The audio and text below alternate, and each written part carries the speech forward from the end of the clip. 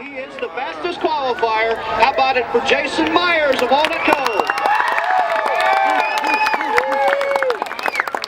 Jason, I think the fans forget sometimes, and so do we, how close it is, that hundredth or thousandth of a second that separates you from the pole. Tonight, you found that bat of an eyelash, and here you are. Yeah, I mean, it's so tight. If you look at times and you relate it to actual reality, it's not very much, just a couple feet. So you got to hit your lap just right, whether you got a fast car or not. You just got to have a little luck involved, too. Well, I know that your family, they work equally as hard on these cars, and they've both been really strong all last season, and here you are, first and third in the points again. Yeah, and I mean, we're not looking at points right now. We're looking at wins, and this is where you got to start with poles.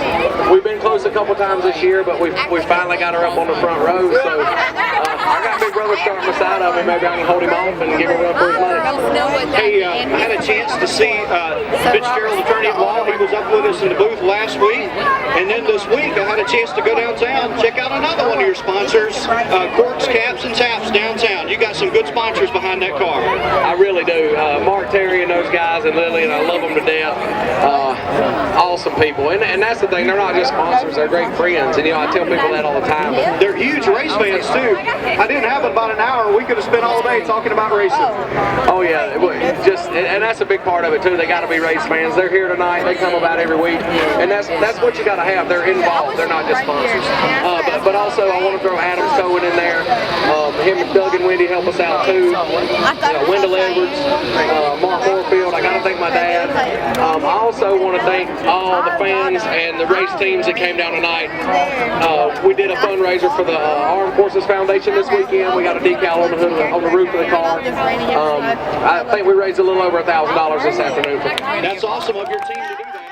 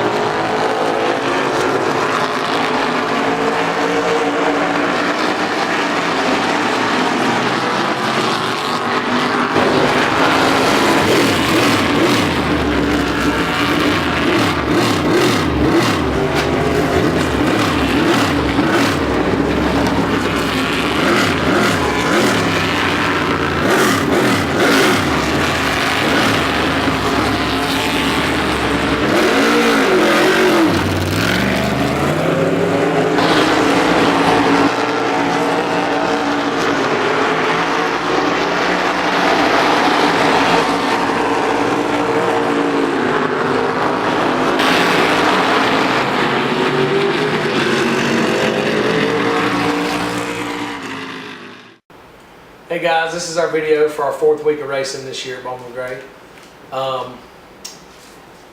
Not a good week for the 4-car, let's just say that.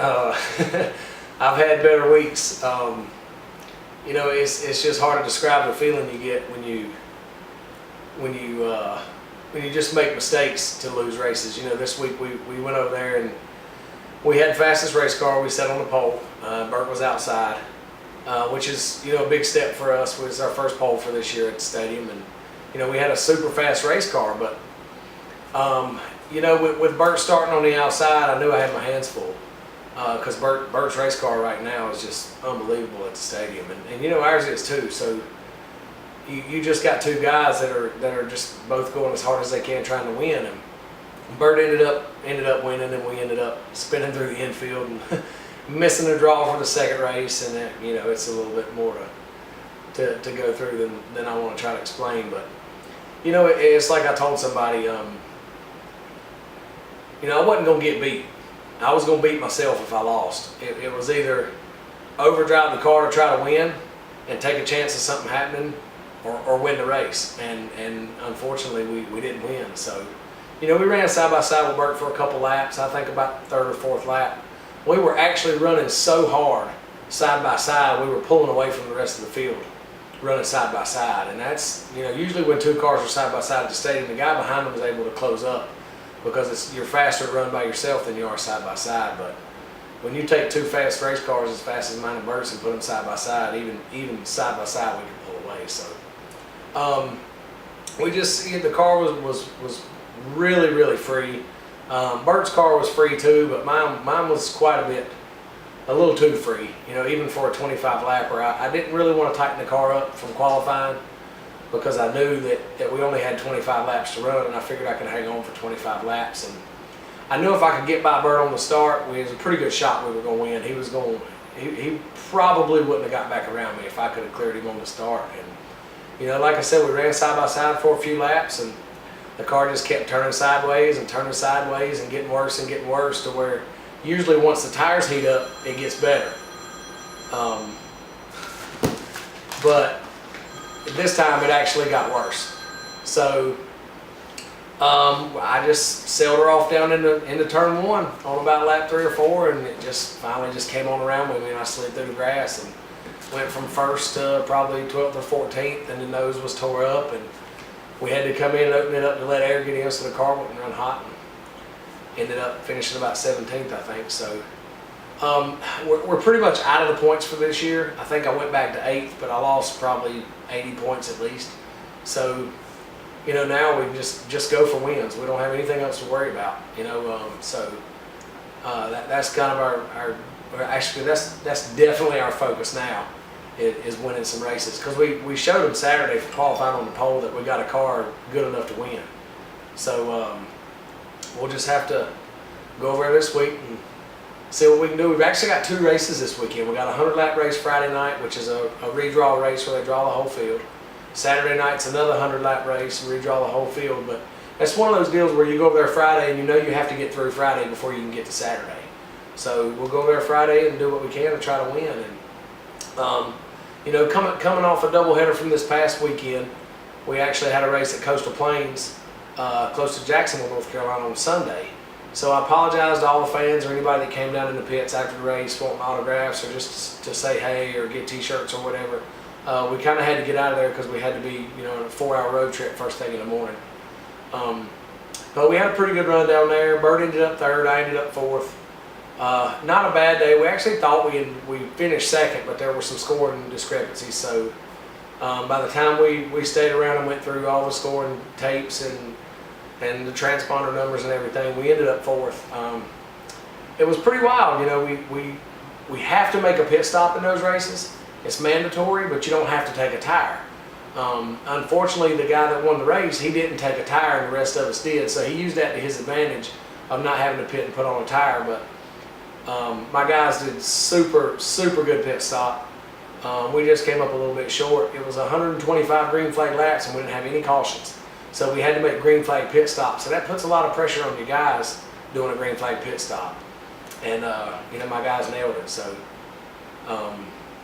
we're just gonna keep on working hard and try to win some races. You know, it's a shame we've been real close this year to winning some races and haven't won one yet. So you kind of get a little discouraged sometimes, but you also got to keep your head up too. So we'll just see how it goes. I do want to thank everybody that came out to the racetrack Saturday and Sunday. You know, we had the benefit trying to raise some money last weekend. It was Memorial Day weekend. I know we did over $1,000 Saturday. I'm not sure what everything tallied up to after Sunday and everything put together. We'll keep you posted on that. But I do want to thank everybody that came out and gave their support. So, like I said, 2 races this weekend, Friday and Saturday. Hopefully we'll have enough left after Friday night. You know, I'm going to go ahead and sit here and tell you, I'm going to win Friday and I'm going to win Saturday, but that's my plan. So we'll see how it goes.